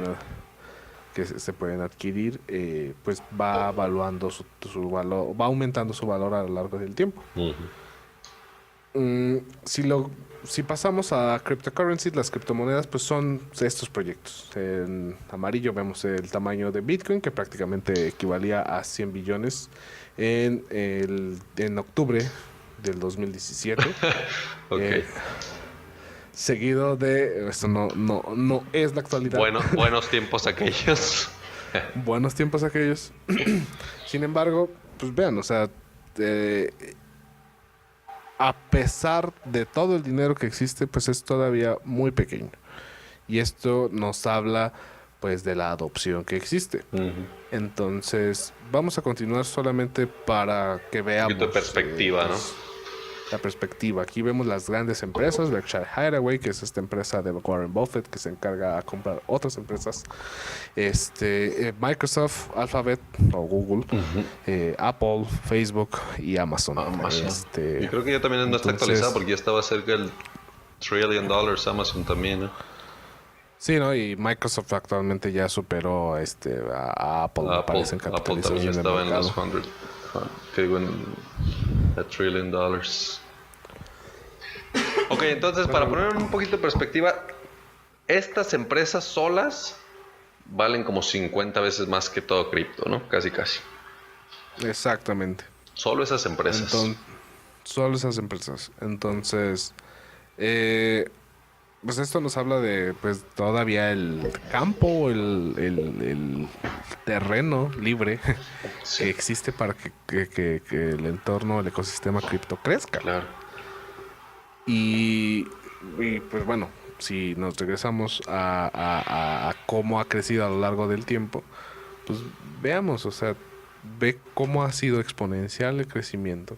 Y aunque, bueno, ahorita a lo largo del tiempo ha habido varias caídas del 85% en su valor, a pesar de que ahorita estamos a 85, casi 85% menos del valor Del pico. de enero, del pico en enero de 2018, todavía sigue siendo más grande, mucho más grande de lo que era en 2016. Sí. Entonces, nada más para continuar y dar perspectiva, vamos a revisar rápido. Aquí encontramos las 50 personas más ricas. El mundo, ok. El GDP, Producto Interno Bruto de California. Nada más de California. Es Fuck. nada más de California. Es un buen. Aquí vemos el hoja de balance de la Reserva Federal. Ujú. Donde pues aquí hacen la señalización de que 3.5 trillion dólares, trillones de dólares se añadieron durante la facilitación cuantitativa, el quantitative easing, Ujú. que fue este proceso en el que pues el Banco Central inyectó dinero a los bancos para poder rescatarlos. Y pues todo eso de 2008 a pues prácticamente 2016, que fue cuando empezaron a subir las tasas de nuevo, es lo que se añadió. O sea, todo eso de es dinero deuda. nuevo, aparte. Entonces, eso es dinero que se creó de 2008 a la fecha. De la nada, así nomás, pues, creado de la ¡Pum! nada. Ahí está el dinero. Exacto. Para poder rescatar la crisis que generan los sistemas centralizados, cabe destacar, Los bancos. se requirieron 3.5 trillones de dólares. No mames. Lo que, si lo ven en cuanto pues el tamaño de las monedas, por ejemplo, pues es incluso China, la zona euro y Estados Unidos juntos. Sí, a huevo. Entonces, o sea, empezamos a darnos cuenta de la magnitud de las cosas, pero esto se pone peor. A continuación, pues vemos las monedas, Ujú. como esto es la parte de las monedas, pues no solamente físicas. Ah, no, sí, No es solo el solamente, físico. solo es el dinero físico, Ok. lo verde. Ujú. En amarillo, pues vemos todo el oro, lo que está en inversión privada, lo que está en joyería, lo acumulado por bancos centrales y el Fondo Monetario Internacional y en otras presentaciones distribuidas. Ahí dice cuánto es en total, casi 8 trillones de dólares de puro oro, ¿no? Exactamente, 7.7. 7.7 trillones de dólares. Eso es lo que vale el oro el día de hoy. Bueno, no el día de hoy, Así pero es. por ahí es alrededor. Perdón por los fuegos artificiales. Lupita sigue festejando. Están haciendo su palomitas cumpleaños. por allá. Bueno, los mercados financieros vean de qué tamaño son. O sea, los mercados financieros alrededor del mundo concentran 73 trillones de dólares. Los mercados financieros, date cuenta que cripto es nada. Es nada, o sea, es un cuadrito. Un cuadrito. Ni siquiera 2 cuadritos de todo esto. Sí, no. Y esos 2 cuadritos, pues, con todo respeto, pues vean cuántos problemas les estamos causando. No, espérate, cuanto más gente empiece a darse cuenta y a escuchar nuestro podcast. Ojalá. Como dijiste. Con un poquito de esperanza. Poquito de esperanza. Ah, güey, estaba nervioso. Bueno. El siguiente. Bueno, continuando. El siguiente escalonazo, aquí es donde nos pueden tomar su asiento con fuerza, sujetarse. Aquí vemos el dinero a nivel mundial. El dinero que existe. Tenemos que entender aquí algo importante. Solamente 8% de todo el dinero que existe en el mundo es físico. El resto es digital. El resto solo son números en una pantalla. Solo son números en una pantalla. En una base de datos. Que se ha ido expandiendo. Así como la Fed expandió todo esto en 2008. Pueden seguirlo los expandiendo. Bancos a lo largo del tiempo han expandido todo esto. Entonces, ojo, cabe mencionar que todo este dinero está concentrado en una base de datos donde hay una entidad central y donde han sido vulneradas y robados miles y millones de dólares. Exacto. Todos los años porciones de esos cuadritos son robados y son pues vulnerados gracias a que pues los mismos banqueros, ¿tú crees, teniendo la capacidad de solo desaparecer ese dinero y decir que alguien se lo robó? Bueno, sí. Es vulnerable. Es el espíritu humano, el inquebrantable espíritu humano por tener más. Pero bueno, aquí es donde pues podemos empezar a temer mucho porque tenemos la deuda global. Lo negro son los mercados desarrollados, o sea, los países más ricos, pues también son los que más deben. Claro. Y lo gris son los países emergentes. Aquí lo que me gustaría que les diera escalofrío es de que vean cuánto de deuda es contra cuánto dinero todo hay. El dinero que existe. Sí, no se puede pagar. ¿Cuánto es? ¿Cuánto existe? Entonces, hola bancos, hola 2008, ¿cómo están? 2019 está a la vuelta de la esquina, saludos. 0 personas en la cárcel aparte. 0, Pero bueno, vamos a darles gusto 2019 a muchas personas. Aquí vemos las bienes raíces. Wow, también a nivel mundial. También a nivel mundial. Fíjate, todo eso cuando esté en blockchain. Ay. Uno de los grandes mercados son las bienes raíces. Y por otra parte tenemos los derivados. Todos aquellos contratos futuros, opciones. No seas mamón. Cosas que no existen y que son promesas que se cumplen o no. Son esos. Y yup, that's a lot. Y Bitcoin solamente es esto. Entonces... Oye, güey, no mames, eso es un chingo. Pero espérame, eso es lo que sacan el leverage y lo que básicamente lo que solo inventan para poder hacer multiplicar y duplicar, ¿o qué pedo? Ajá. No fucking o sea, además de lo que debemos, existe todo esto que no existe.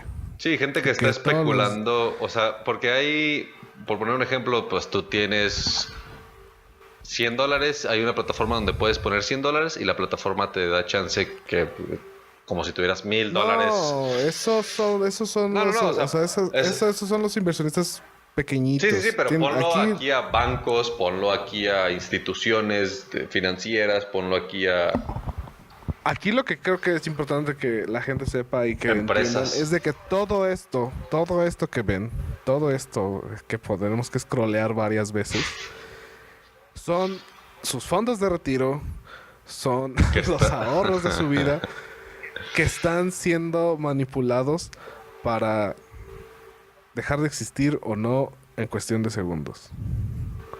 Entonces, eh, no es que esté mal.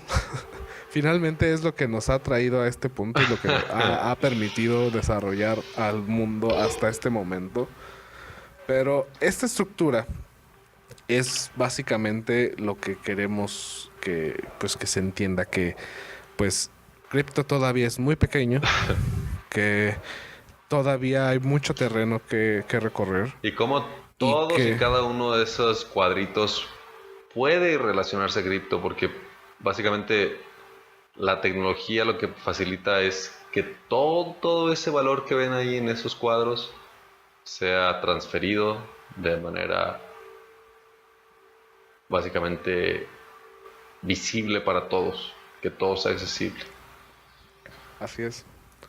Entonces, aquí viene otra parte interesante de todo lo que está ocurriendo actualmente. Ujú. Eh, ¿Cómo es que se ha adoptado la tecnología?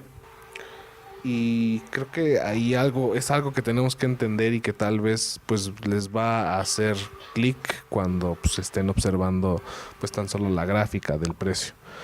Eh, existe esta curva que la gestión tecnológica pues ayuda a identificar el nivel de adopción de un producto tecnológico, donde nos habla que pues las primeras personas que adoptan estas nuevas tecnologías se llama el mercado temprano, que son pues todos aquellos tecnólogos o innovadores que están relacionados con la tecnología y están abiertos a adoptar nuevas tecnologías independientemente de que su uso sea continuo a lo largo del tiempo, es decir, que se quede en tu vida por más de un año o dos. Ujú.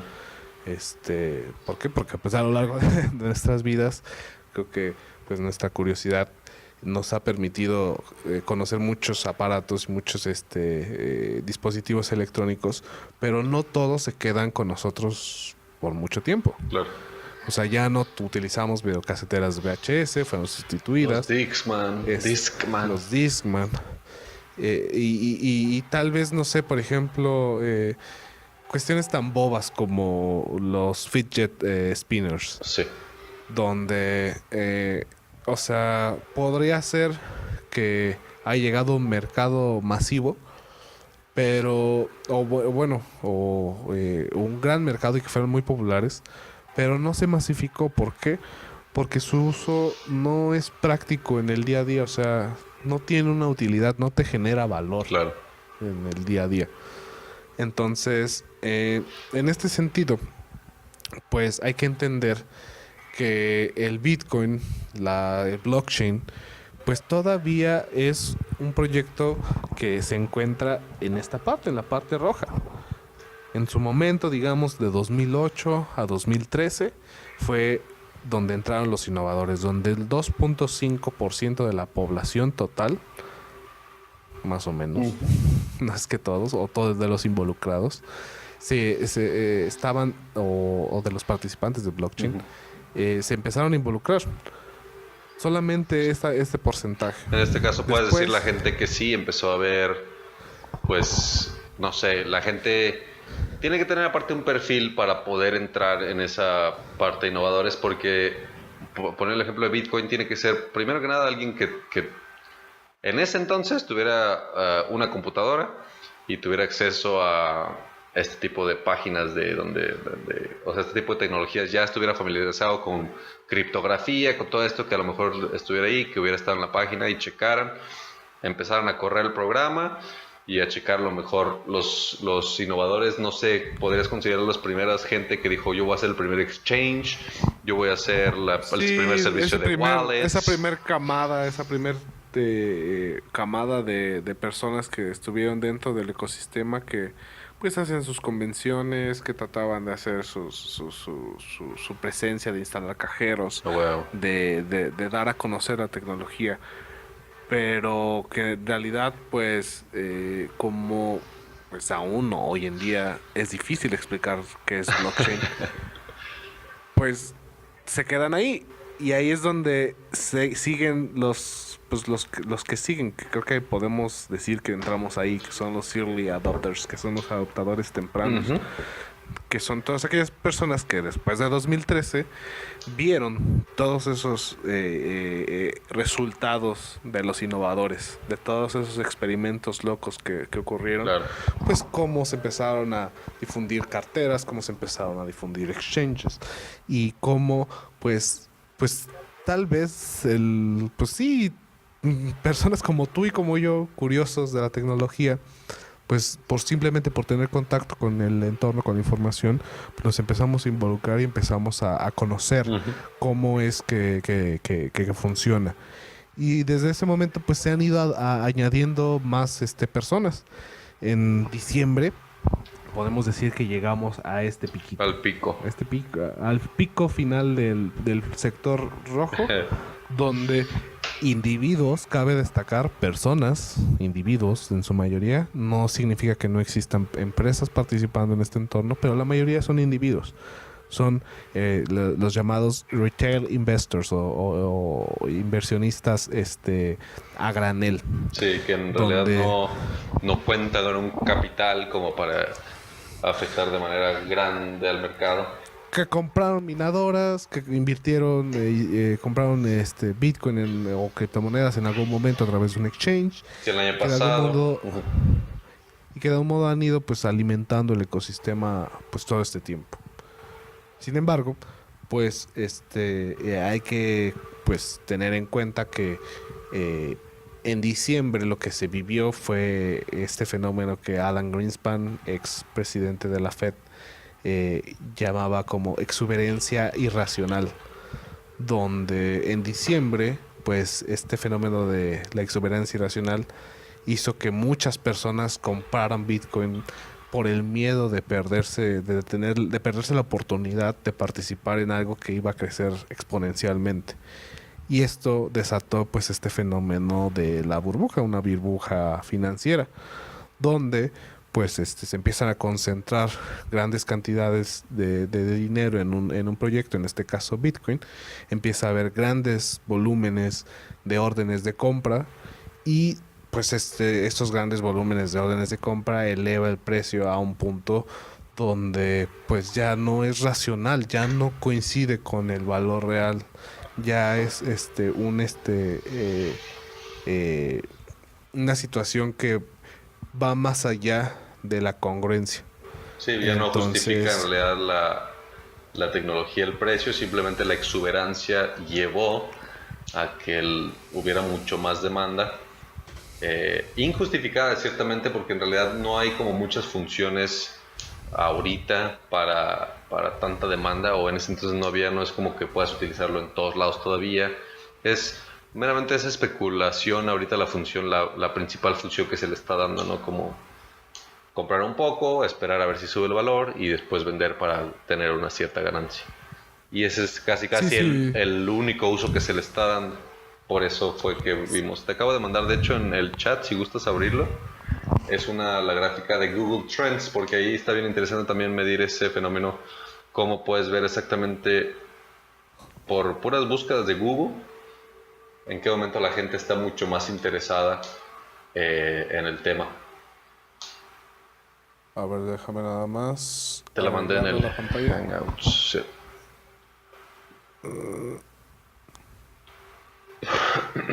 Espérame, perdonen ustedes, es de las primeras veces que grabamos y esto de la multipantalla me está haciendo añicos. Permítanme un segundo. Ahorita, de todos modos, quien quiera verlo, por ahí pueden meterse a Google Trends, es la página Google Trends. Listo, aquí está. Ahí está, mira. Y ahí pueden buscar casi cualquier término y te va a dar las estadísticas de qué tanto se ha buscado a través del tiempo, e inclusive por regiones. Tú puedes buscarlo a nivel mundial, qué países busca qué término, qué tan seguido. Y la que te mandé fue en realidad una general de Bitcoin, que es los últimos 5 años. Puedes ver como el pico de interés en la gente, básicamente gente que se estaba metiendo a internet a buscar información sobre Bitcoin, pues fue exactamente en diciembre del año pasado. Ya tiene casi un año. Diciembre, enero, por ahí fue el Exacto, pico. que más allá de todo este contexto que tal vez después de una hora les contamos de la parte técnica sin saber, pues fue gente que se involucró sin saber ese contexto técnico y sin decir, pues Bitcoin, lo único que escucharon fue que es como el oro, que es un modo de invertir y métele porque pierdes la oportunidad. Sí, Entonces, pues fue una situación más emocional que de congruencia. Y pues esto nos ha traído también a pues este efecto de la burbuja. Sin embargo, pues me parece que como en su momento pues no se justificaba que el internet valiera tanto, porque pues no era posible que tuviéramos lo que hoy tenemos claro. en 2001. O sea, pasaron 18 años para que pues tuviéramos una economía basada en youtuberos, por ejemplo, o que Amazon fuera Amazon. Claro. Entonces, en este sentido creo que es muy de la mano pues cómo se ha evolucionado el entorno cripto y cómo ahorita en esta curva de la innovación que seguimos viendo en pantalla, pues en medio de estos adoptadores tempranos y de la mayoría temprana, existe algo que es el abismo. Este abismo donde pues los proyectos tecnológicos fracasan, donde no son capaces de captar una población superior pues al 15% y pues bueno, una participación de mercado superior al 15% y en 3 años es el promedio en el que los proyectos fracasan si no cumplen este punto. Entonces, Bitcoin ahorita está en medio de este abismo. Y si no me creen, pues podemos ver la gráfica del precio, no solamente de la tendencia de cómo se ha buscado, sino pues, o sea, el comportamiento del precio pues es bastante congruente con esta gráfica de adopción. Claro. Es decir, tuvimos este punto de esta emoción donde en enero alcanzamos un pico Ujú. y que pues generó toda esta conmoción y todo eh, flujo de información sobre Bitcoin. Sí, la creación de Pero muchísimas después empresas relacionadas a Bitcoin. Tuvimos a Kodak queriendo hacer ICOs, tuvimos a Telegram y... a Kodak haciendo minadoras. Ah, sí, es cierto, Kodak que estaba ahí comprándole minadoras a Bitmain y poniéndoles el logo de Kodak por alguna razón. Es... Entonces, si lo alineamos, o sea, si ponemos ese momento con la gráfica de arriba, pues estamos ahí, estamos en el abismo. Estamos en el abismo donde Bitcoin y el blockchain está cambiando de mercado. No puedes atender a cada segmento de la misma manera. Bitcoin ya no puede funcionar solamente para los individuos y hacer transacciones, un cierto número limitado de transacciones. Ujú. Tiene que evolucionar pues a tener la capacidad de ser un sistema global financiero, un sistema descentralizado financiero global que pues dé capacidad de cubrir muchos más sectores. Entonces, ¿cómo es? O sea, si ya llegamos a un pico y ya no es posible continuar, ¿cómo llegamos a esa mayoría? Pues es que los individuos, perdonen que hiera sus egos, pero los individuos no somos todo. Lo que sigue son las empresas, los conjuntos y esa parte verde, esa mayoría temprana son los mercados institucionales, Son todos aquellos participantes institucionales representados en banca institucional, en Afores, en todos los fondos de seguros que invierten dinero. ¿Y por qué actualmente no está, o sea, no forman parte del ecosistema? Porque aún no se regula. Por la falta de regulación, es correcto. La incertidumbre sobre la regulación, la incertidumbre de si va a ser algo siquiera que va a ser para quedarse. Todavía existe, aunque ya tiene el tiempo, los años desde el 2009 para acá. Aún, imagínense, ahorita todavía hay dudas de que funcione, de que haya así. Imagínense para los innovadores, lo difícil que debe haber sido solo, pues me voy a poner a minar esto en mi computadora y a ver qué pasa. Con la pura especulación de a ver qué pasa. En realidad no había nada seguro, no había... Era completamente algo especulativo, algo que era a ver si funcionaba. Como muchas tecnologías, como bien pusiste el ejemplo del fidget spinner si quieren, que no llega a abarcar eso, nunca nadie supo que Bitcoin iba a poder lograr lo que ha logrado hasta ahorita. Y todavía hay dudas de que pueda llegar a impactar a esta early majority, que serían los institutional investors, si quieres verlo de esa manera, los inversionistas institucionales, las organizaciones. Entonces, no sé, como que esa transición, cabe mencionar que no es para todas las tecnologías segura, es un proceso que se ha estudiado y que básicamente así podría funcionar, pero no es una ley, ¿no? Y ahorita con Bitcoin creo que dado a cómo todas las cosas se han estado acomodando y a cómo está funcionando la regulación, sobre todo en Estados Unidos, que de cierta manera es pauta o ejemplo para muchos otros países, creo que sin duda allá es a donde se está perfilando el mercado, ¿no? Así es. Sí, tenemos esta situación con el ETF, este instrumento de inversión que en los mercados financieros pues permite que los mercados institucionales participen en mercados de manera indirecta, como pues existe un ETF del oro, como existe un ETF de petróleo, como existe un instrumento para pues incluso mercados emergentes, para sectores específicos.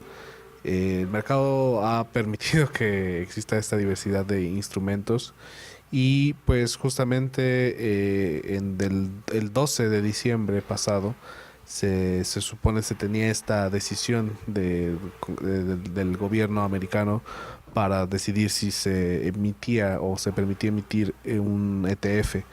Sin embargo, la decisión se pasó al año que entra por pues la situación económica que está viviendo Estados Unidos, Claro. porque pues no solamente cripto está en un entorno negativo, sino los mercados globales actualmente pues están siendo afectados. Ya se borraron las ganancias del año y pues tenemos una perspectiva de una recesión global para 2019. Esto pues dificulta que pues se haya una regulación fácil de implementar, porque pues una recesión implica que haya mayor riesgo financiero. Claro. Y para que pues un instrumento de inversión se pueda emitir, pues se deben cumplir ciertas condiciones que protejan a los Y inversionistas. lo que buscan obviamente es tener menor riesgo, no arriesgar tanto a la gente que va a estar participando en el mercado. Sin embargo, pues la mayoría de las noticias que hemos visto pues es positiva sobre la regulación de estos instrumentos de inversión. Se han tenido varias audiencias a lo largo del año pasado, y de los años pasados también se realizaron varias audiencias sobre blockchain y sobre criptomonedas. Sí. Pero las más relevantes han sido este año, donde pues incluso Roubini, un economista reconocido, pues ha opinado en contra del proyecto de blockchain. Y por otra parte pues se han tenido posturas positivas a favor, explicando a los legisladores por qué es relevante tener atención sobre Bitcoin, ya sea para bien o para mal, teniendo una perspectiva negativa o positiva respecto a la tecnología. es algo que se debe atender. Correcto. Y por otra parte, en la parte política, pues está cómo se ha implementado la tecnología en los gobiernos. En distintas partes del mundo, pues el blockchain ha funcionado no solamente para hacer estas transferencias de valor a través de Bitcoin y las criptomonedas, sino que también se han tenido pues implementaciones donde el blockchain permite a los gobiernos realizar distintas tareas que requieren de un consenso público. Por ejemplo, en Suiza. En Suiza tenemos la noción de que actualmente existen, por ejemplo, 10 cajeros de Bitcoin y que 30.000 ciudadanos en la ciudad de Zug tienen identificaciones oficiales digitales que funcionan bajo el consenso del blockchain de Ethereum.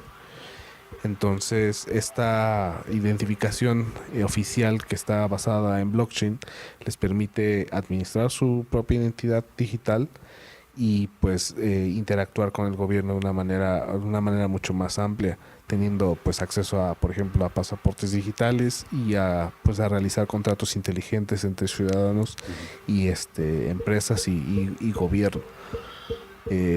Por otra parte, por ejemplo, Singapur pues también tiene una legislación amigable en torno a blockchain. Correcto, Y Singapur. Tenemos, de hecho, en Japón fue de los primeros países también que hizo de Bitcoin un instrumento legal de intercambio en el país, de manera oficial. Japón me parece que es el país que más establecimientos tienen aceptando pagos cripto o Bitcoin en específico. Es Japón. Malta, por ejemplo, se está convirtiendo en la isla del blockchain, que le están llamando, porque está siendo súper amigable con todas las regulaciones en base a las empresas de blockchain. Al fin y al cabo de cierta manera podemos verlo como que se están arriesgando, ¿no? Están tomando la pauta para decir, bueno, nosotros estamos dando el primer paso en hacer esto. Obviamente se van a enfrentar con situaciones que estoy seguro que va a haber controversias y va a haber...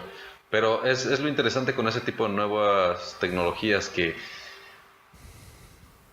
mientras menos regulación tengas, más chance le das a la tecnología que se desarrolle, ¿no? Lo hemos visto básicamente con el Internet. Si el Internet es lo que es el día de hoy, es porque la gente ha tenido la capacidad de conectarse y de participar y de desarrollar. Y sí hemos visto que en zonas o en países o en algunas regiones las regulaciones no son amigables. Tan así que vemos China, que no hay páginas como Facebook, como Twitter, como YouTube. O sea, todavía está ahí, pero se ha podido desarrollar hasta el punto en el que estamos ahora. Imagínate si la regulación fuera menor, más amigable, quizá... Pero es que yo creo que el punto no es de que no haya regulación. No creo que la ausencia de regulación sea lo que estimule la innovación. No. Yo La creo regulación que amigable. La regulación que permita explorar sin restringir por falta de conocimiento, digámoslo así. Porque sí, no, obviamente, exactamente. si no regulas, pues se hace el caos, pero sí una regulación amigable en torno a las nuevas tecnologías para que se puedan pues desarrollar de mejor manera. Sí, aquí en México, por ejemplo, pues lo que da contexto de algún modo, pues es la ley FinTech, que pues prácticamente agrupa a las criptomonedas como activos digitales, como monedas digitales, y pues establece una metodología de cómo se deben registrar contablemente y cómo debe ser la parte fiscal del reporte de impuestos. Pero todavía me parece que hay muchas dudas y mucha falta de información en nuestros legisladores para entender por qué blockchain funciona como funciona y por qué Bitcoin pues es un método confiable para transmitir valor. Y pues de ahí me parece que en la medida que pues podamos ver a lo largo del mundo nuevas implementaciones y marcos regulatorios que sean amigables y que permitan pues estimular o permitir a las personas desarrollar proyectos en torno a estas tecnologías. En esa medida me parece que vamos a poder observar una mayor adopción. Creo que a grandes rasgos pues estos tres elementos es lo que nos definen. Por un lado, la regulación, cómo es que los países restringen o marcan el uso de blockchain y criptomonedas, y por otra parte la adopción, como independientemente de esta regulación pues las personas hacen uso o no de esta tecnología. Y pues no lo sé, para ir más o menos cerrando, ya estas casi 2 horas Sí, ya nos extendimos un poquito. Pero sí, para ir cerrando, pues más o menos queremos abarcar estos 3 temas que creemos es de lo más importante en torno a lo que es el blockchain y las criptomonedas. En general, vamos a ir tratando de igual manera mantener actualizado cómo va evolucionando cada uno de estos entornos en cuanto a la tecnología, y ver cómo van evolucionando, ¿no? Cómo para bien o para mal se van implementando de una u otra manera, y cómo ciertas regiones del país también lo van adoptando o rechazando, y cuáles son las razones. Va a estar interesante todo ese análisis, irlo siguiendo de cerca. Sí, pues más que nada es establecer este programa como un punto de partida de las dimensiones que vamos a analizar.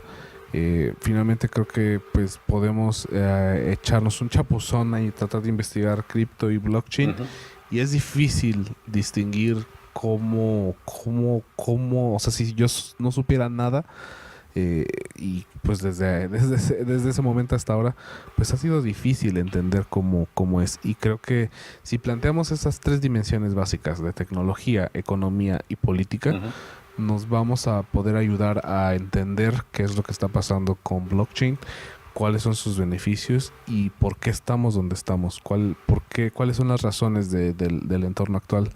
Entonces, si te parece bien, y si también le parece bien a nuestra esperanzadora audiencia, en los próximos programas de este año, es un par, yo creo, pues vamos a ir más a fondo en estas 3 dimensiones, en los temas que revisamos en este podcast. Y pues también, si tienen alguna recomendación, algún comentario. Sí, de igual manera abrir la conversación. Digo, estamos empezando con esto, pero si estoy seguro que va a haber gente que va a estar interesada. No sé, vamos a tratar de empezar la conversación, y si hay algo en realidad que quisieran que nosotros habláramos, algún tema en específico, créannos que estamos completamente dispuestos. Sí, pueden consultar nuestras redes. En nuestro Facebook es CryptoX MEX MEX. CryptoX MEX, ya no estaba el MX. No, creo que no. Twitter nos pueden encontrar como CryptoX MX, y por ahí se nos fue un título de política, perdón. Pues. Pero y también, bueno, vamos a publicar este nuevo video podcast en YouTube. Sí, vamos a estar haciendo videos, a ver cómo resulta.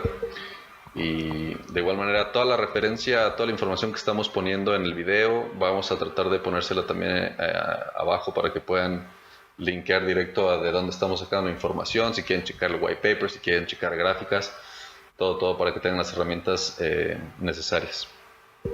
Sí, conforme pasa el tiempo vamos a aumentar la producción de nuestro querido video podcast.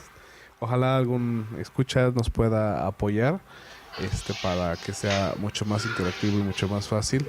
Pero sí, vamos a referenciar, lo van a poder encontrar también como una entrada en nuestro blog, en nuestra página cryptox.mx.